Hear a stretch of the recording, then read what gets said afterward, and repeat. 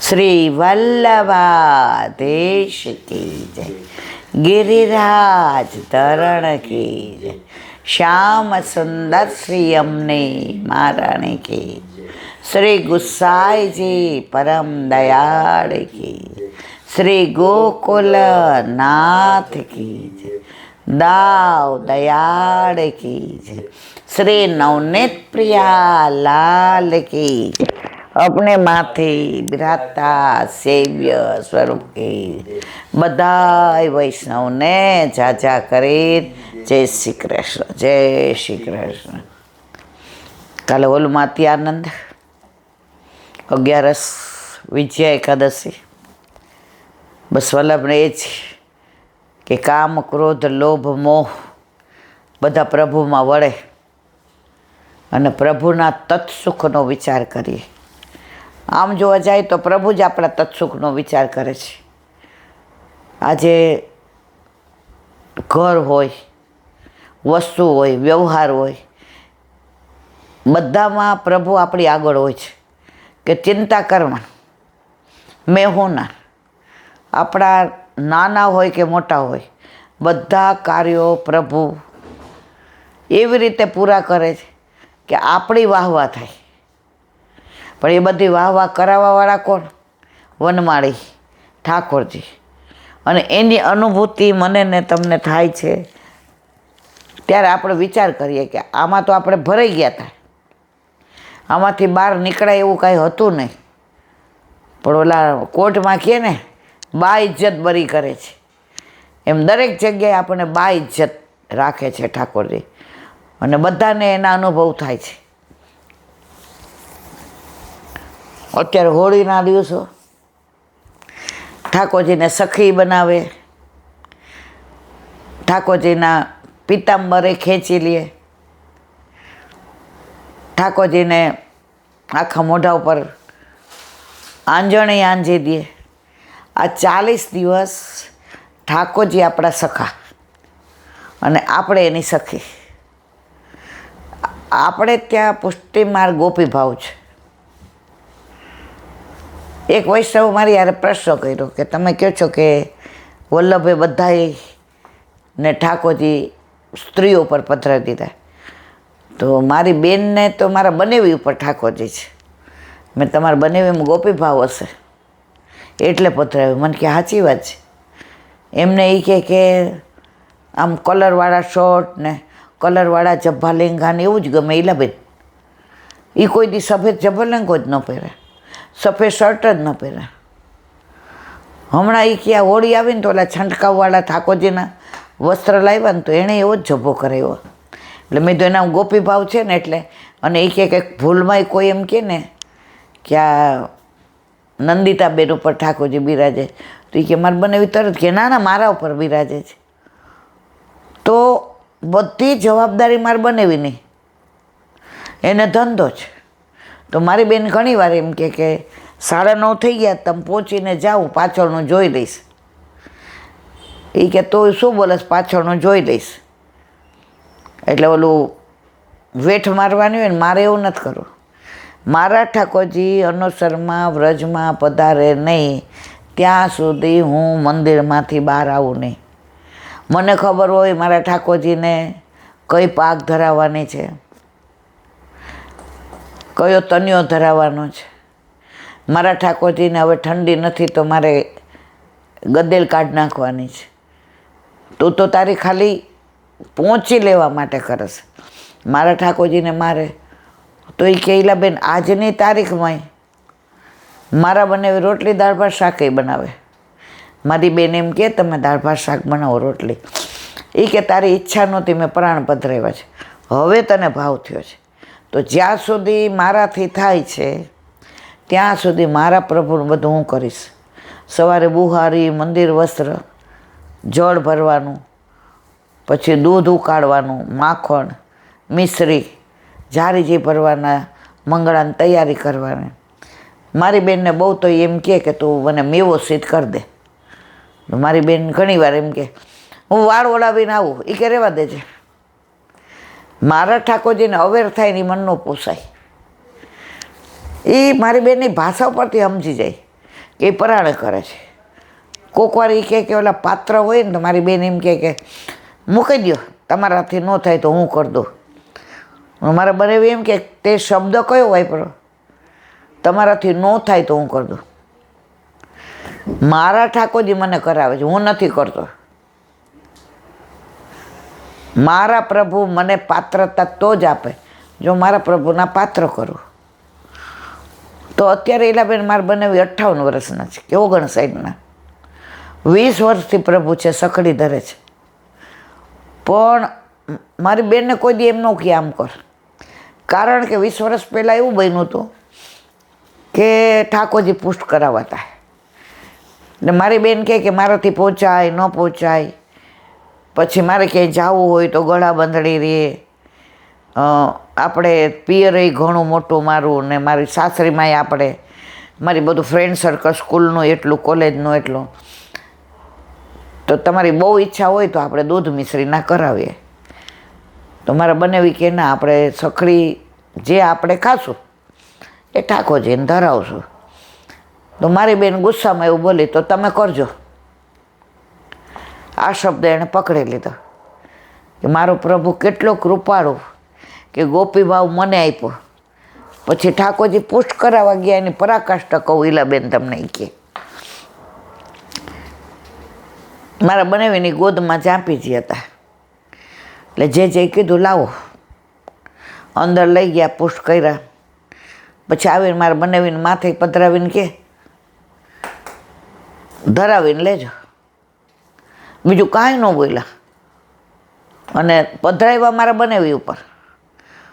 એટલે મારા બનેવી એમ કીધું જે મને કદાચ રોટલી આઘી પાછી થાય કે નકશા જેવી, તમારા ઠાકોરજીને આરોગ્ય સેવી થશે.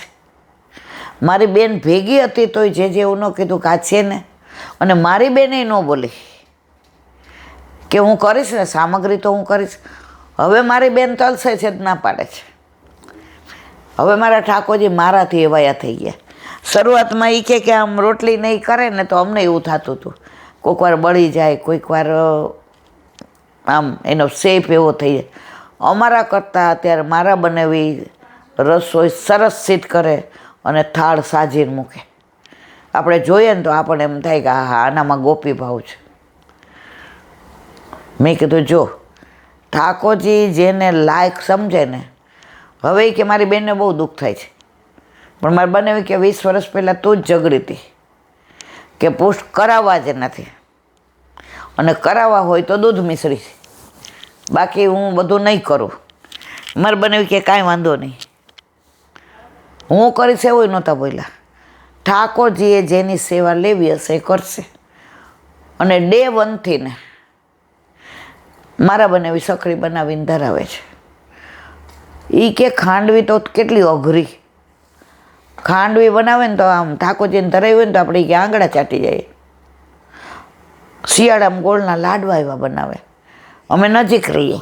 એ કે હું ખાલી દૂધ ઘર ધરાવું છું, કારણ કે મારે થોડો પગનો પ્રોબ્લેમ છે, એટલે મને એક પગે ઓલો પટ્ટો બાંધવો પડે તો જ હું હાલી શકું. તો એ કે ઘણીવાર હું કહું કે જીજાજી લાવો ને હું તમને. એ કે હું એનો ધણી ચોક તું. 58 વર્ષે 10 વાગે કારખાને જાય. એમને કંઈક નોઝલ પ્લન્જર કે શેનું કંઈક છે, ઓલા નાના સ્ક્રૂ કે એનું કારખાનું છે.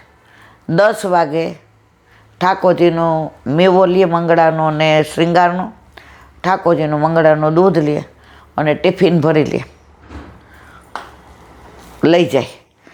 કોક વાર એને હજી સમર્પિત નથી, ધંધો એવો એટલે બિઝનેસને લીધે ક્યારેક આમ એને ક્યાંક મિટિંગ, પણ એ નક્કી કર્યું કે હું બહારગામ નહીં જાઉં અને જઈશ તો મારા ઠાકોરજીને પધરાવીને જઈશ. મેં તો એની વાત સાંભળી તો મને એમ થયું કે આપણે ગોપીભાવ કરીએ, પણ કેવો ગોપીભાવ. તો આજે એ કે મારી બેન હવે ઘણી વાર એમ કે હું તો રસોઈ ભૂલી જઈશ. એ કે મારા ફાયદામાં છે ને, તો ભૂલી જાય તો મારા ઠાકોરજી મારા હાથનું આરોગ્ય ને. અને 2 જ જણા છે. એક દીકરી છે તો એ કે કેનેડા છે. તો દીકરી આવે ત્યારે એમ કે મમ્મી તારા કરતાં પપ્પાની રસોઈ સારી. ત્યારે એ કે મારે બનવું એમ કે ઠાકોરજી આરોગ્ય છે ને એટલે એ સારી છે. ઠાકોરજી ન આરગતા હોય તો મને આ બધું આવડે જ નહીં. પુષ્ટ કરાવ્યા ત્યારે એને ખાલી બટેકાનું શાક, ભાત અને ભાખરી આવડતા હતા. અત્યારે તમે કોઈ પણ પુષ્ટિ માર્ગીય વસ્તુ કહો એને, જાળીવાળો કહો, ઢાળો કહો, આંકડાની કહો, ફીકો કહો, બધું એને આવડે. 4:30 ઉઠી જવાનું, બુહારી મંદિરે વસ્ત્ર કરીને આપણા ઠાકોરજીનું બધું એણે એના ફાર્મ હાઉસે ને ગાયનું દૂધ આવી જાય 6 વાગ્યામાં, બધી તૈયારી કરીને ઠાકોરજીને પહોંચીને 10 વાગે તો 10, 10:30 વાગે 10:30, 9:30 વાગે 9:30. એનો ડ્રાઈવર 9:30 વાગે આવી જાય, બેસ એનું ટિફિન ભેગું લઈને જાય. અને પછી મારી બેન જમે એટલે ઘણીવાર ફોન કરે, આવી જાને રાજવી. આજે એ કહે કે હું હાવ એકલી છું, કોઈ છે જ નહીં. તો હું દૂધગરને ફીકું ધરાવતી હોય એ લઈને જાઉં ને 2 બહેનું હું કહું આ જીજા જીતજો. એ કહે કે એને તો કોઈ દી કાંઈ નહોતું આવડતું. ટાઈમમાં થતી ત્યારે ફક્ત 3 દિવસ ભાખરી ખીચડી ભાખરી ભાત ને રસાવાળું શાક બનાવતા હતા. હવે એ કહે કે મને એટલો અફસોસ થાય છે, પણ એણે મેં એવું કીધું ને કે હું નહીં કરું, મારે ગળા બંધણી થઈ જાય તો તારે બનાવીને ગમ્યું નહીં. તો જે જીવની ઠાકોરજીએ સેવા લેવી હોય ને એ જ લે છે મારા વાલા. આપણે એમ કે હું કરું, બેન તું કાંઈ ન કરી શકે. જેના હાથનું એને ફાવે ને એનું જ લે. એક નાની વાત, એક ચરવાહો હતો. ચરવાહો એટલે ગાયો ચરાવવાવાળો. લગભગ 150, 200 કે 100-150 વર્ષ પહેલાંની વાત છે. હવે ગાયો ચરાવે અને ગાયો ચરાવતા ચરાવતા ભગવાનનું ઓડે કહેવાય એ નહીં ખબર, ભગવાન છે એ ખબર, પણ કૃષ્ણ નામ લેતા ન આવડે. ઓલો ગોકુળવાળો, ઓલો ગોકુળવાળો, ગોકુળવાળો, ગોકુળવાળો. અને ગાયો ચરાવતા જાય ને ગોકુળવાળો ક્યાં છે? જો ગોકુળવાળો એ ગાયો ચરાવતો હતો એટલે મને ગાયો ચરાવવાની મજા આવે છે. ગોકુળવાળો એ દર ભટકતો હતો ગાયો ચરાવવા, જો હું જ્યાં લીલું હોય ત્યાં લઈ જાઉં છું. આવી જ બધી વાતો કરે. હવે એકવાર બપોરે એની વહુ ભાતું દઈને ગઈ. પહેલાંના જમાનામાં ખેતર હોય કે આ હોય, ઘરેથી એને ગરમ ગરમ રોટલા ને શાક આવતા હતા. આ ટિફિન ગરમના ગરમ રહે ને ઠંડાના ઠંડા રહે ને એ બધું હવે નીકળ્યું છે. અમારા વખતમાં તો અમને યાદ નથી કે કોઈ દિવસ આવા ટિફિન કે પ્લાસ્ટિકની બોટલમાં પાણી કે આવું બધું અમે તો જોયું જ નથી. એટલે એની બહુ ટિફિન ઓલું ગરમ ગરમ રોટલા ને શાક છાશ દઈને ગઈ. એટલે હાથ ધોઈને એ જ્યાં બેસવા જતો હતો ત્યાં એક સંત મહાત્મા નીકળ્યા. તો એના મનમાં એમ થયું, સંત મહાત્મા ઉઘાડા પગે હાલે છે, એમના મુખ ઉપર અત્યારે થાકી ગયાનો ભાવ છે. આમાંથી હું કાંઈ અડ્યો નથી હજી. આ ખાવાનું હાવ ચોખ્ખું છે. આપણા નસીબ હારા હોય ને તો આ સંત મહાત્મા આમાંથી ને કાંઈક લે. પણ એ કે અમે તો ચરવાહા, અમે તો ભરવાડ. હવે ભરવાડનું લે કે અભડાઈ જાય. પહેલાં જમાનામાં આવું બોલતા હતા, છોવાઈ જાય બિચારાને આવડે નહીં, પછી અમારાથી નબળાઈ જાય તો. ત્યાં મહારાજ સંત મહાત્મા આવ્યા. તો આ તો ઓલું સરોવરનું પાણી હતું ને તેની પાસે મોટો એક કુંજો હતો. એ માનજીને લઈ આવીને આવતો હતો. મહારાજ ગોકુળવાળા કાનોડાની જે ગોકુળવાળા એ કે હા ગોકુળવાળા કાનોડાની જે એ કે છાંયો છે, બેહો અહીંયા. એ કે પણ જરાક નમે ને તડકો એટલે એ કે જાજો કે. મહારાજ કે હું એ જ વિચારતો હતો. હવે આને પૂછવું તું કે આ એટલે કે મહારાજ ટીમ્બણ લાવ્યો છું, હમણાં જ ઘરવાળી દઈ ગઈ છે, પણ મહારાજ અમે ભરવાડ છીએ. ખોટું બોલીને તો કોઈને કહેવાય નહીં ને. તમે તો મોટા બ્રાહ્મણ, તમે મોટા સંત, તમે તો ભગવાનના વાલા, તમને તો ભગવાન બહુ ગમે, તમે તો ભગવાનની વાતું કરો, તમે તો જ્યાં જાઓ ત્યાં ભગવાનના બધું, મને એવું બધું નથી આવડતું, પણ આ ચોખ્ખું ને તાજું આ ગાયોનું દૂધ એની આ છાશ છે, અને નાનું એવું ખેતર છે મહારાજ, એનું શાક, અને ઘરે અમે દળ્યું હોય એના રોટલા, ઘઉંના છે કે બાજરીના છે કે જારના મને ખબર નથી મહારાજ. આમાં બાંધેલું છે કપડામાં, જો તમે કહેતા હો તો ખોલો, તમે લેશો મહારાજ? તમારા હાથે જ ખોલો ને મહારાજ. આજ તમે મને પીરશો ને તમારામાં લઈ લો પહેલાં તમે, ને બધાય મને આપી દો. સંત મહાત્મા કે બ્રાહ્મણને ત્યાંય આટલી પવિત્રતા અને આટલો પ્રેમ ન હોય. સંતને તો શું આવા ભાવ જોવાના છે, એને કાંઈ વર્ણ નથી જોવાનું. એ કે તારા હાથે ખોલ, ના ના મહારાજ તમારા હાથે ખોલો. ખોયલું તો અંદર ઝારના રોટલા ગરમ ગરમ અને ઘી બે બાજુ ચોપડેલું, અને દડબા જેવું દહીં અને શાક હતું. મહારાજ ઓલા કેળના પત્તા લઈ આવ્યા, 2 મૂક્યા, પહેલાં તમે લઈ લ્યો. એ કે મારે આટલું તો જોશે જ. એ કે મહારાજ આ તો બેડો પાર થઈ ગયો. એ કે આજે તો મારા ઉપર ગોકળવાળાએ આજે બહુ એ કે લહેર કરાવી દીધી. આટલા વખતથી